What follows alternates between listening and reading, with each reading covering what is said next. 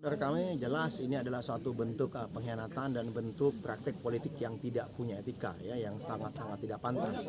Bagaimana kita berkomunikasi dengan baik selama ini, ya, dalam 1 tahun berupaya menjalin koalisi, menjalin kesepahaman dan kebersamaan gitu, dengan berbagai tentunya kesepakatan-kesepakatan yang telah kami capai gitu.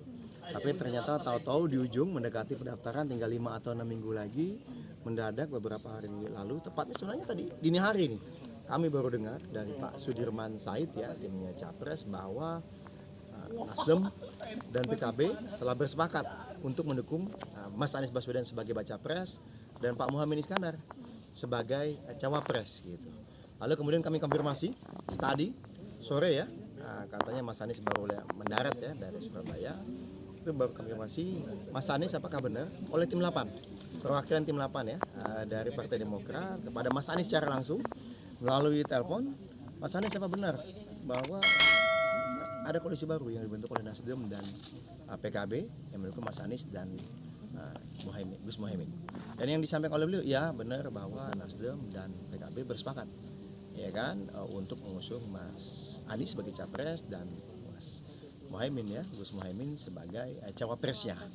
Itu. Jadi bagi kami sudah terang dan jelas ini adalah bentuk praktek politik yang sangat tidak pantas dan tidak beretika, tindakan sepihak yang menurut kami pengkhianatan gitu. Karena bagaimanapun kita punya komitmen bersama, ada piagam koalisi, kami terus berkomitmen, dan bahkan ketika ada pihak-pihak atau parpol-parpol lain atau tokoh-tokoh, ya, yang akan maju rencana jadi pilpres atau misalnya ini berkomunikasi dengan kami sampaikan, kami komunikasikan sebelum bertemu itu.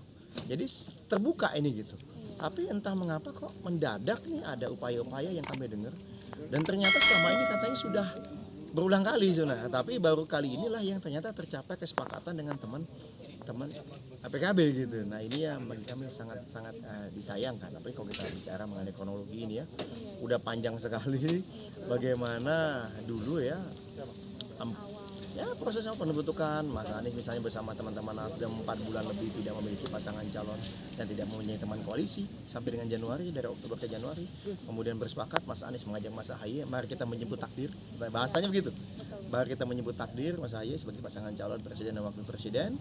Mas Ahaye membawa Nasdem, Mas Ahaye membawa Demokrat, ya, lalu kemudian kita sama-sama mengajak teman-teman PKS.